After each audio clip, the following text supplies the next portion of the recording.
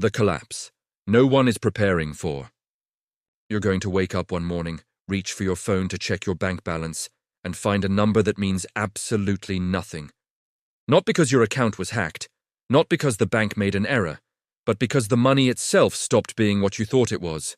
And the worst part? You'll have no idea when it happened, how it happened, or what you're supposed to do about it. Right now, while you're watching this, there are people in glass towers making decisions about your financial future that you weren't invited to discuss. They're not asking for your permission.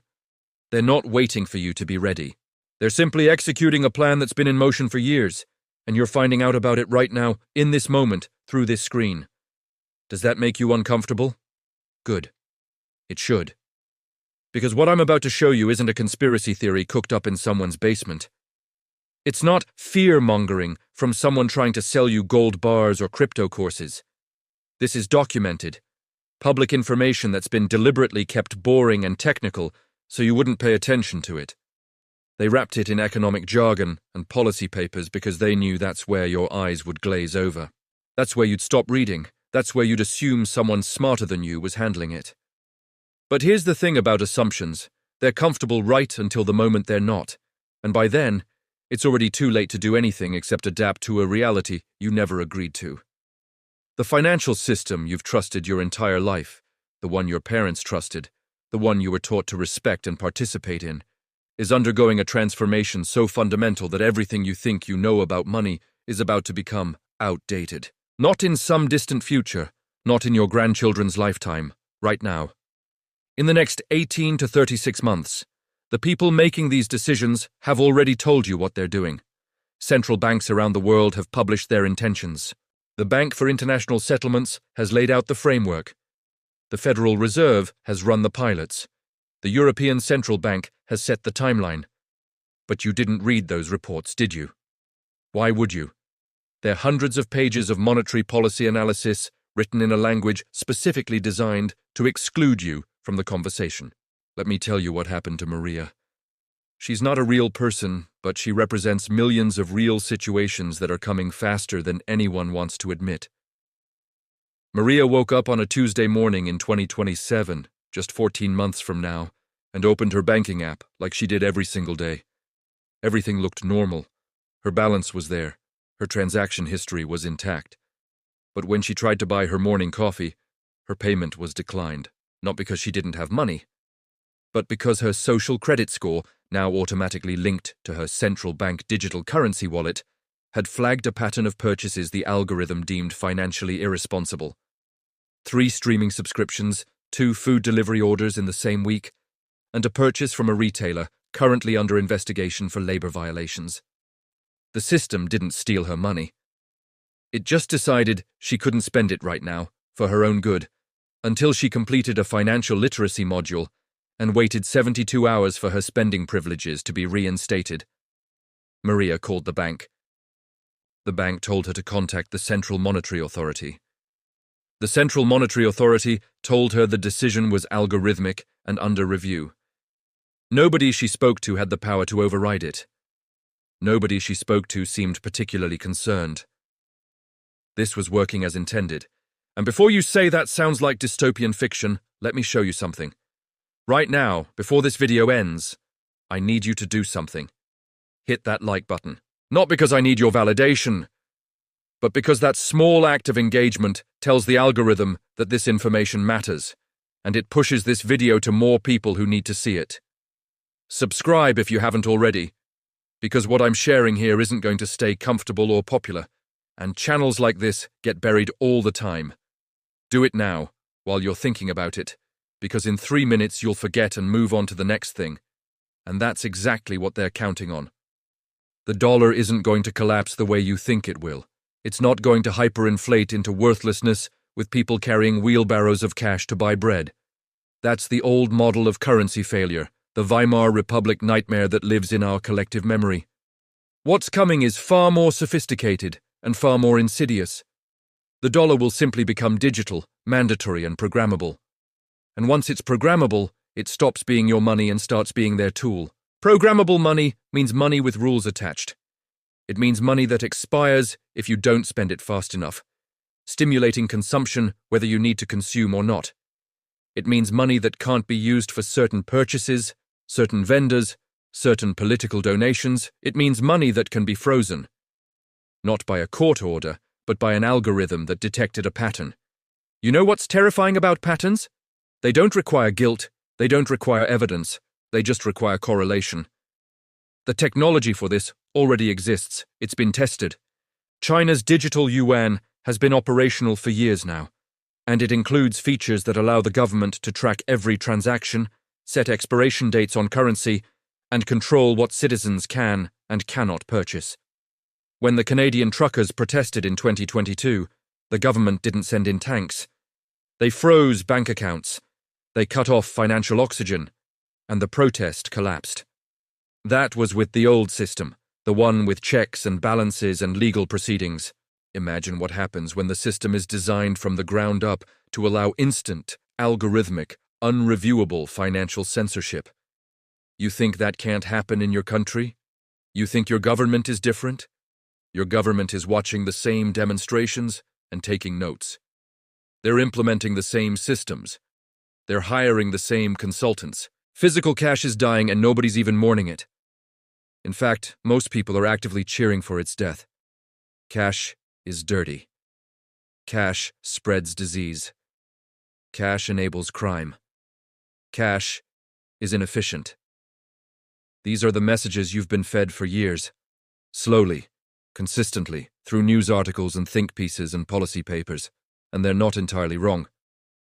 Cash does have those problems, but cash also has one feature that no digital system can replicate. It's yours. When you hold a $20 bill, that bill belongs to you in a way that no number on a screen ever will. You can spend it without asking permission. You can spend it without creating a record. You can spend it without someone, somewhere, analyzing whether that purchase aligns with your demographic profile's expected behavior patterns. Cash is freedom, messy and imperfect, but freedom nonetheless. And they're taking it away while convincing you it was your idea. Sweden is already functionally cashless. Vendors can legally refuse cash. Banks no longer handle it. An entire generation is growing up never having touched physical currency. India tried to eliminate large denomination bills overnight in 2016, forcing millions into digital systems, whether they were ready or not. The chaos was immense, but the policy held. Because once you force people through the door, they adapt. Humans are incredibly adaptable. That's both our greatest strength and our most exploitable weakness. Right now, in your country, there are pilot programs testing digital currencies. There are partnerships between central banks and tech companies. There are legislative frameworks being drafted. There are international agreements being signed. All of it is happening in plain sight, announced in press releases nobody reads, and committee meetings nobody watches. And when it finally launches, when your bank account becomes a central bank digital currency wallet, they won't call it a revolution. They'll call it an upgrade. They'll call it modernization. They'll call it inevitable.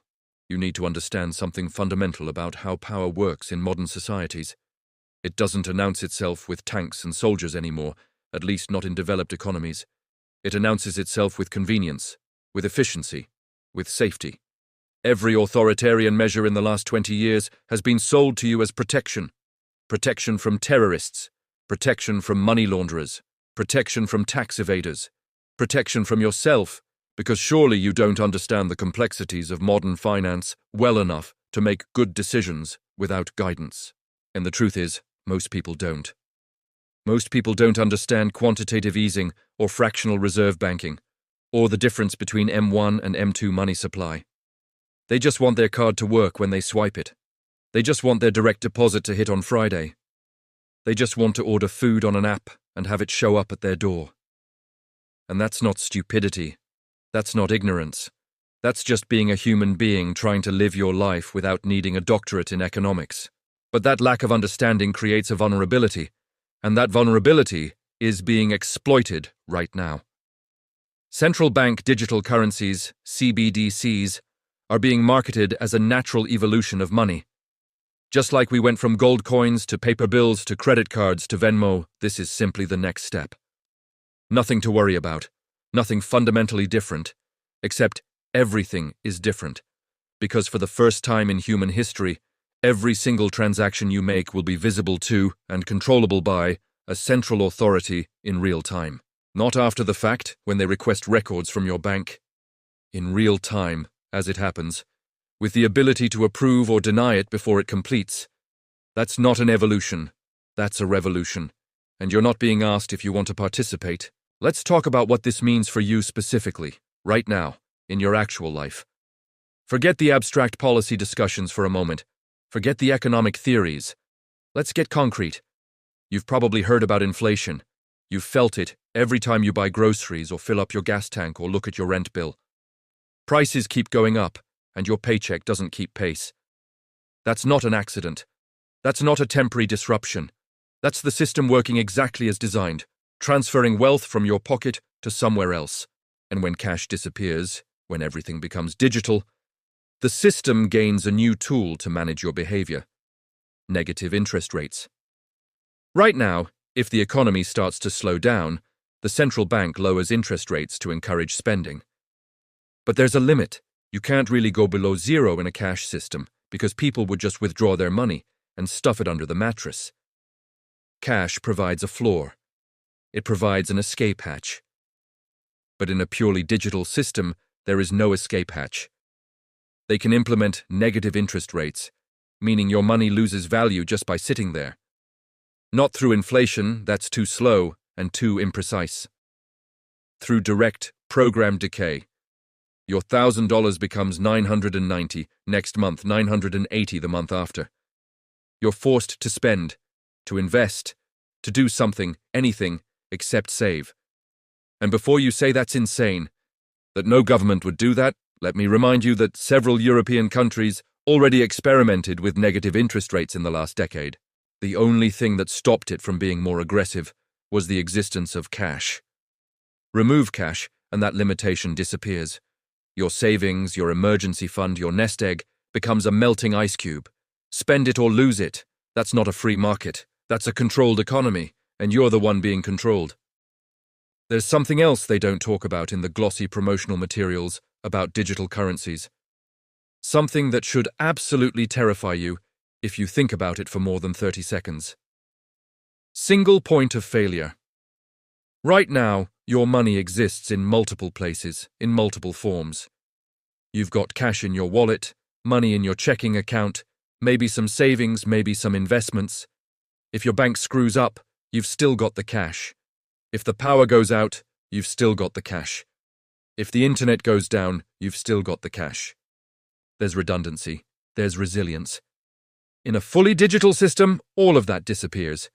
Your entire financial existence becomes dependent on electricity, internet connectivity, and the continuous functioning of a centralized database. What happens when that system goes down? And don't tell me it won't, because every system goes down eventually. Every system gets hacked. Every system has bugs. In 2021, Facebook went down for 6 hours. Just gone. Completely offline.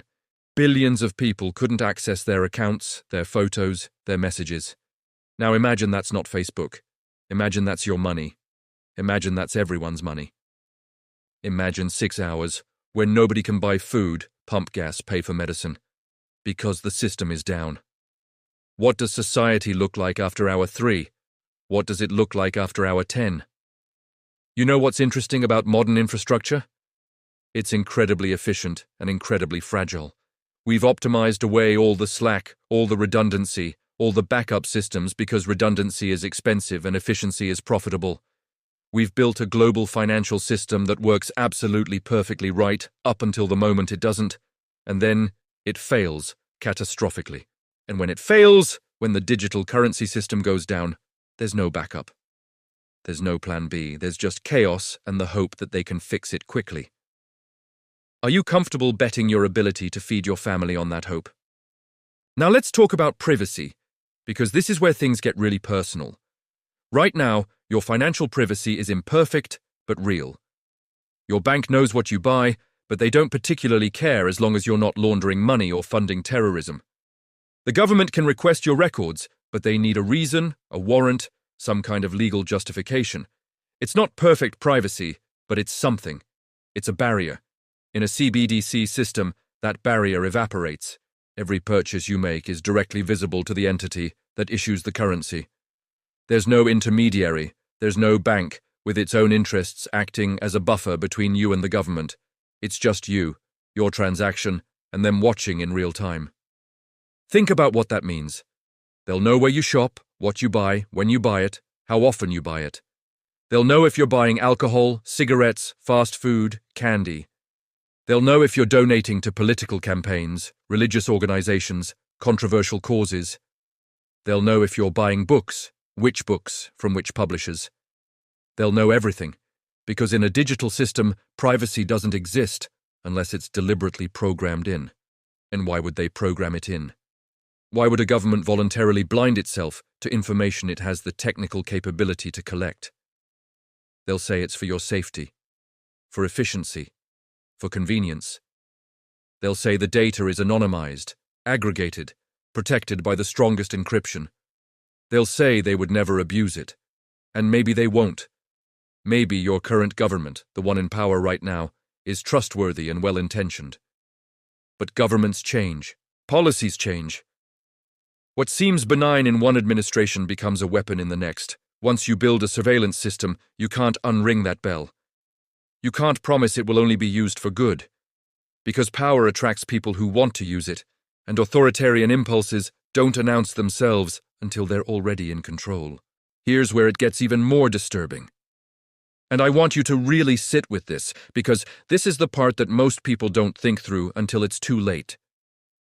Programmable money enables social engineering on a scale that's never been possible in human history. Right now, if the government wants to change your behavior, they have limited tools. They can tax things they don't like and subsidize things they do like. They can create regulations and laws. They can run public awareness campaigns. But ultimately, if you have money and someone is willing to sell you something, the transaction happens. Your choices, even bad ones, are your own. Programmable money changes that equation completely. Let's say the government decides that climate change is an emergency that requires immediate behavior modification. They can program your currency to limit how much gasoline you can purchase per month, not through rationing coupons that you could trade or work around, but through code that simply prevents the transaction from completing once you hit your quota. Or maybe they decide that obesity is a public health crisis. Your money can no longer be used to purchase sugary drinks or processed foods beyond a certain threshold. Maybe they decide that gambling is destructive. Your currency can't be used at casinos or betting sites. Maybe they decide that certain political movements are dangerous. Your currency can't be donated to organizations on a watch list. And before you say good, those are all reasonable things, ask yourself this. Who decides what's reasonable? Who decides what behaviors need to be controlled for the greater good? Right now, you do. With programmable money, someone else does. Someone you didn't elect, someone you can't fire, someone who answers to policy objectives, not to you. The power to program money is the power to program behavior. It's the power to decide what kind of life you're allowed to live, what choices you're allowed to make, what values you're allowed to express through your economic activity. And that power, once granted, never gets returned voluntarily. Let me tell you about David. Again, not a real person, but a composite of very real situations that are already happening in places where digital financial control is more advanced. David was a journalist, not a famous one, just someone who worked for a regional newspaper covering local politics. He wrote an article that was critical of a policy decision. Not radical, not inflammatory, just critical, well-researched, factual criticism. 2 weeks later, his credit score dropped 40 points. No explanation. No notice. Just a sudden, algorithmic adjustment that made it harder for him to refinance his mortgage, harder to get approved for a car loan, harder to exist in a financial system that increasingly bases everything on a single numerical representation of your trustworthiness. He spent months trying to figure out what happened. He contacted the credit agencies. They told him it was based on new data inputs and risk assessment models. He asked what data. They said it was proprietary. He asked how to fix it. They said improve your financial behavior. But he hadn't changed anything. His behavior was identical to what it had been before the article. The only thing that changed was what he wrote. Now, could he prove the connection? Could he prove that his journalism caused an algorithmic retaliation? No. That's the beauty of algorithmic control. It's opaque, it's deniable, it's designed to be unreviewable. And in a CBDC system, this kind of control becomes even more granular, even more immediate, even more difficult to detect or challenge. Your money doesn't stop working entirely. That would be too obvious. It just becomes a little harder to use, a little more restricted, a few more transaction denials, a few more delays, just enough to make your life difficult, just enough to make you wonder if it's worth writing that next article, attending that next protest, donating to that next cause. You might be thinking, this all sounds very scary, but what can I actually do about it? What power do I have against central banks and governments and global financial systems? And that's the right question, but it's also the question they want you to ask, because it leads you to the conclusion that you're powerless, that this is inevitable, that you should just accept it and adapt. But here's the thing about systems. They only work if people participate. They only have power if people comply. And right now, in this moment, before the transition is complete, you still have choices. You can choose to use cash for as long as it exists. Every time you make a cash transaction, you're voting for a system that respects your privacy and autonomy. You're keeping that infrastructure alive a little bit longer. You can choose to support businesses that accept cash, because small businesses are the backbone of cash-using economies, and they're the ones who will resist digital-only mandates the longest. You can choose to diversify your assets. Don't keep everything in the banking system. Physical gold and silver, they've been money for 5,000 years, and they'll still be valuable when the digital system hiccups. Cryptocurrency, and I know that's controversial, but decentralized cryptocurrencies offer something that CBDCs deliberately don't provide. Transactions that happen without a central authority's permission. You can choose to educate yourself and others. Share information. Have conversations.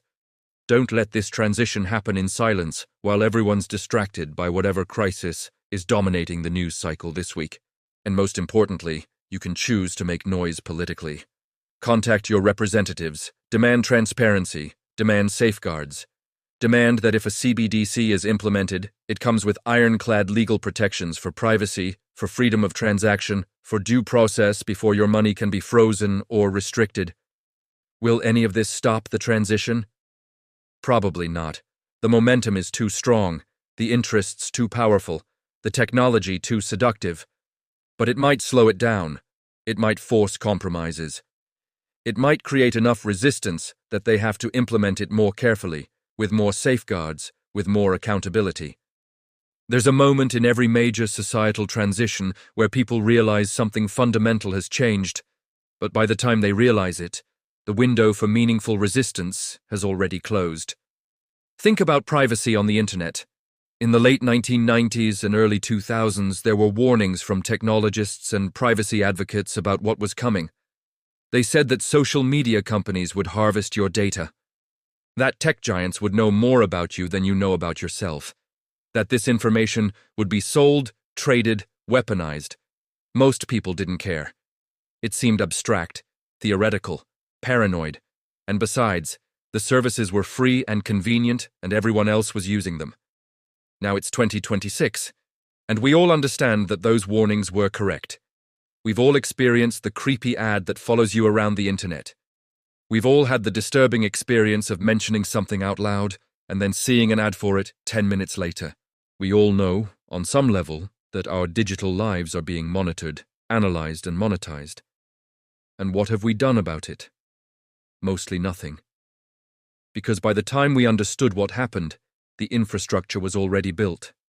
The business models were already established. The network effects were already locked in. Opting out became nearly impossible because opting out meant excluding yourself from modern social and professional life. We missed the window. We missed the moment when resistance could have shaped the outcome.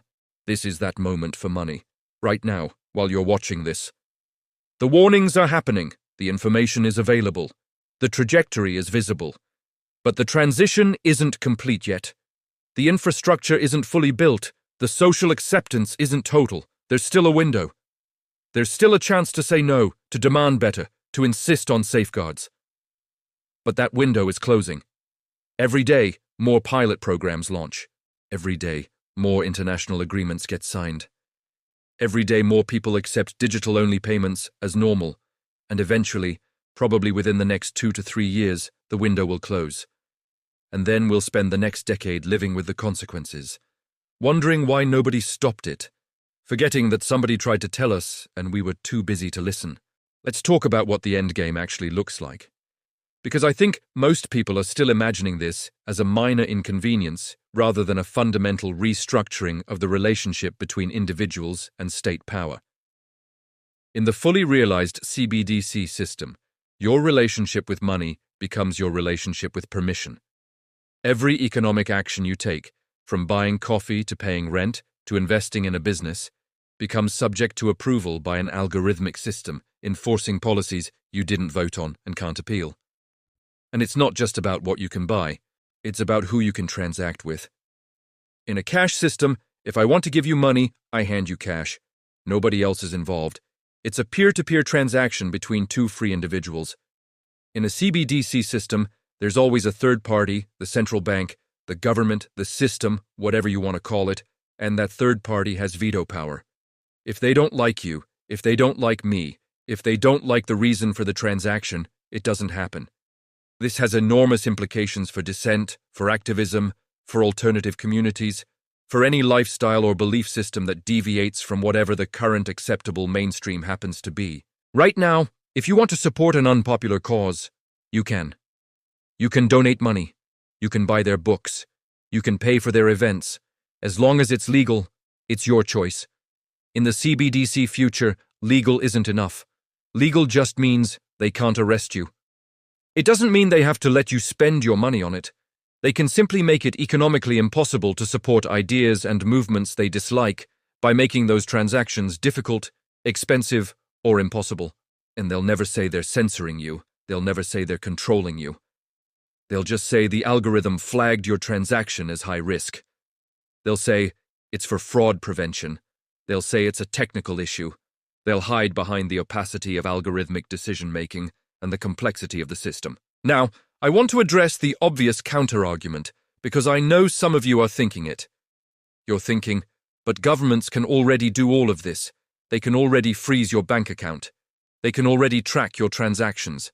They can already prosecute you for illegal activities. What's really different, and you're right, governments already have power. But there's a massive difference between power that requires effort, justification, and process, and power that's instant, automatic, and unreviewable. Right now, if the government wants to freeze your bank account, they need to go through a legal process. They need to convince a judge. They need to present evidence. There are procedures. There are protections. It's not perfect, but it's something. In a CBDC system, freezing your money is a database entry. It's a flag in a system. It can happen in milliseconds, based on algorithmic assessment, with no human review. And by the time you realize it happened and start trying to challenge it, the damage is done. You can't make payroll, you can't pay your mortgage, you can't buy food. The punishment happens first, and the due process, if it comes at all, comes later. This is what I mean by the difference between theoretical power and practical power. Governments have always had theoretical power over your finances, but in practice, exercising that power was expensive, time-consuming, and visible. It left a trail. It required human decision-making. It created opportunities for challenge and appeal. Automation changes everything. It makes control cheap, instant, and invisible. It removes the human decision-maker who might have a conscience, who might make an exception, who might be persuaded by your circumstances. You're just data, just a risk score, just a flag in a system, and systems don't care about your story. Here's something that haunts me about this entire trajectory, and I think it should haunt you too. We're building a system that assumes the best-case scenario will last forever. We're building financial infrastructure that assumes current leaders are benevolent, current policies are reasonable, current algorithms are fair, and that none of this will ever change. But history teaches us a very different lesson. History teaches us that power concentrates, that emergencies become permanent, that temporary measures become permanent structures, that today's safety feature becomes tomorrow's control mechanism. Look at the surveillance state that was built after 9/11. It was supposed to be about stopping terrorists, targeted, limited, carefully controlled. 25 years later, that infrastructure is still there, expanded far beyond its original scope, and now it's used for everything from tracking protesters to monitoring journalists to scanning your face at the airport. The power was granted for one purpose, and then, silently, gradually, it found new purposes. The same thing will happen with financial control systems, because the same thing always happens.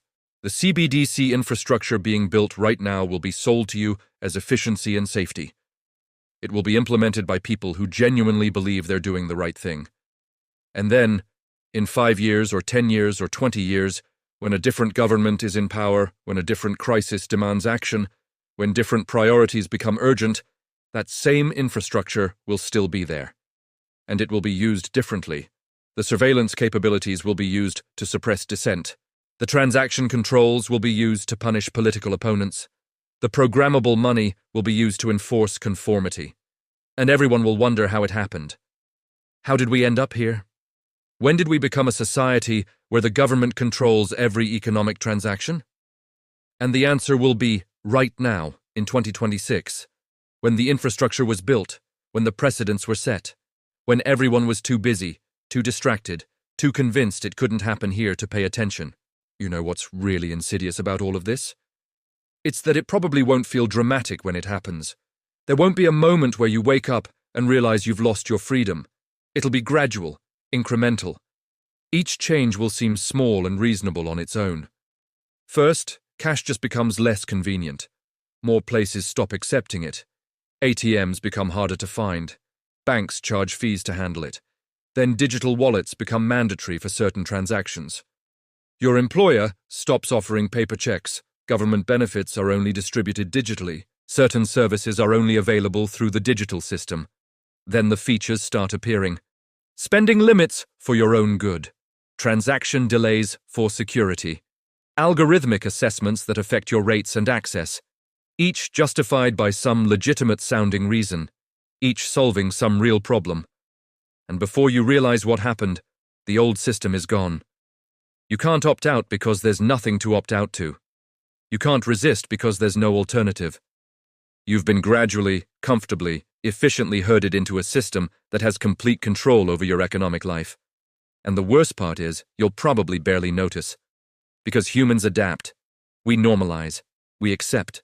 Today's outrage becomes tomorrow's inconvenience, becomes next week's just the way things are. We're incredibly good at adjusting to new circumstances, at finding workarounds, at making peace with systems we can't change. That adaptability is how we've survived as a species, but it's also how we end up in places we never consciously chose to go. Think about the freedoms your grandparents had that you don't have. The privacy they enjoyed that seems quaint and impossible now. The autonomy they assumed as a birthright that you barely remember. They didn't vote to give those things up. There was no moment where society collectively decided to trade freedom for security. It just happened, slowly, one reasonable compromise at a time. And now we're doing it again, but faster, and the stakes are higher. So what's the actual timeline here? When does all this happen? The uncomfortable answer is that it's already happening. China's digital yuan is operational. Sweden is functionally cashless. The European Central Bank has announced the digital euro with implementation beginning in 2025 through 2028. The Federal Reserve has run multiple pilot programs and published frameworks for a digital dollar. India has launched the digital rupee. Over 130 countries, representing 98% of global GDP, are in various stages of exploring or implementing CBDCs. This isn't theoretical. This isn't some distant maybe. This is current policy being actively executed right now. Most analysts expect major economies to have functional CBDCs by 2027 or 2028. Some think it'll happen faster. The infrastructure is being built. The legal frameworks are being drafted, the public messaging campaigns are being prepared, and most people have no idea it's coming because the financial press covers it in technical language that sounds boring, and the mainstream media is too busy with whatever political drama is trending this week to explain what it means. So we're probably looking at 2 to 3 years before this becomes your daily reality. 2 to 3 years before your current banking app gets replaced with a CBDC wallet. 2 to 3 years before physical cash becomes genuinely difficult to use for everyday transactions. 2 to 3 years before the programmable, controllable, surveillable financial system becomes the only system. That's not a lot of time. That's barely enough time to understand what's happening, let alone to prepare for it or resist it. And that's by design. The implementation is being rushed through during a period of crisis, instability, and distraction, because when people are scared and overwhelmed, they don't ask questions. They just want someone to fix things. And the fix that's being offered happens to come with a price tag that includes your financial autonomy. We're at the end now, and I want to leave you with something to think about. Something to sit with, not because I have all the answers, because I don't, but because I think the questions matter. We're entering a period where the fundamental nature of money is changing, where economic transactions stop being private exchanges between free individuals and become mediated, monitored, and controlled interactions with a centralized system. And we need to ask ourselves, what kind of society do we want to live in? Do we want a society where convenience and efficiency trump privacy and autonomy? Where the government can control your economic choices for your own good? Where dissent becomes economically impossible because you can't fund alternative movements, can't support controversial causes, can't transact with people the system deems undesirable? Or do we want a society that preserves some messiness, some inefficiency, some freedom, even when that freedom includes the freedom to make mistakes? These are the questions we should be having as a society, loudly, publicly, before the infrastructure is built and the window closes. But we're not having them. We're sleepwalking into a future that's being decided by technocrats and central bankers and policy experts who genuinely believe they know what's best for us. And maybe they do. Maybe this will all work out fine. Maybe the programmable, surveilled, controlled financial system will be benevolent and fair, and only used for good purposes forever. But I wouldn't bet my freedom on it, and I don't think you should either. So here's what I need you to do. I need you to take this seriously. Share this video, talk about it with people you know, make noise, ask questions, demand transparency and safeguards. Don't let this happen in silence. Hit that subscribe button because this conversation isn't over and you need to be part of it. Leave a comment, even if you disagree with me, even if you think I'm being paranoid, because engagement tells the algorithm this matters and pushes it to more people. And most importantly, don't look away. Don't assume someone else is handling this. Don't wait until it's too late and then wonder why nobody warned you. I'm warning you now. We're all warning each other now. The question is whether anyone's listening. The collapse isn't coming, it's here. It's just happening so gradually that most people won't notice until there's nothing left to notice. Don't be most people.